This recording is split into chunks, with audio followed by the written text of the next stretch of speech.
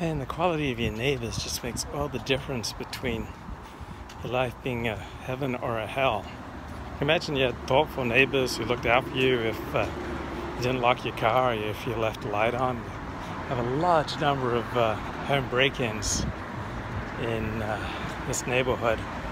Right now, Pico Robertson in Los Angeles just been skyrocketing amounts of crime. So when neighbors look out for you, it can really reduce crime, reduce the damage that crime does. On the other hand, maybe you've had neighbors like I've had who just scream at the TV when there's sports on. It's like, you F, and it's like just so angry. Or you have a neighbor who's just a constant screamer and shouter. Or remember one neighbor, he had a box full of fire alarms and they were always going off, like at night, during the day. He couldn't give a toss. And then neighbors who don't cut their grass and just let the weeds grow 3 feet high. Neighbors who are inconsiderate with the way they park. Like they'll dent your car, they'll box you in.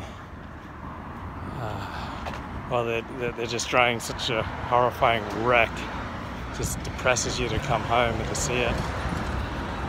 So, if neighbors are this important, shouldn't we be this careful with our immigration policy? It just needs one like mentally ill neighbor to ruin the quality of life for 100 people on a block. And yet we just allow in over 1 million people a year, and there's no immigration safety board to investigate, like, why on earth was this crazy person led into our country? Why on earth are we bringing in people who just suck on the welfare teat?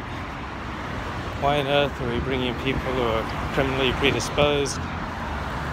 Why on earth are we bringing in people who hate the majority? It's crazy. If you live in an apartment building, you see how much damage one obnoxious person, one obnoxious family can do. Like if you have Section 8 housing in your community, it's like a bunch of people who do not belong in your community. And yet, here they are, deteriorating the quality of life for everyone else. Section 8 is an absolute disaster. Then we got the homeless with their shopping carts, like you see over here. Ugh. And then you've got all these people who come to Southern California to go to rehab. Then when the insurance coverage runs out, they choose to stay in Southern California, often at halfway houses. Just imagine you're blessed having a halfway house next door, halfway house on your block, so full of addicts who often don't have much recovery, who are prone to committing crimes and disrupting the peace of the neighborhood. And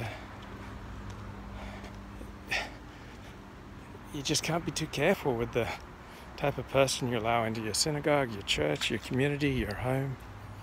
And yet our country is just allowing in over 1 million people a year legally. Not to mention the tens of thousands of people who come here illegally. And yeah, right now in Los Angeles, whites are only about 20% of the population. Life's pretty serene, as you can tell. I'm walking along a very nice block, and life is serene. But at a certain point, these demographics could absolutely explode. We already have a genocidal warfare between Latinos and blacks in Los Angeles. And demographic combinations are a tricky thing. You can't always be sure when they might just explode.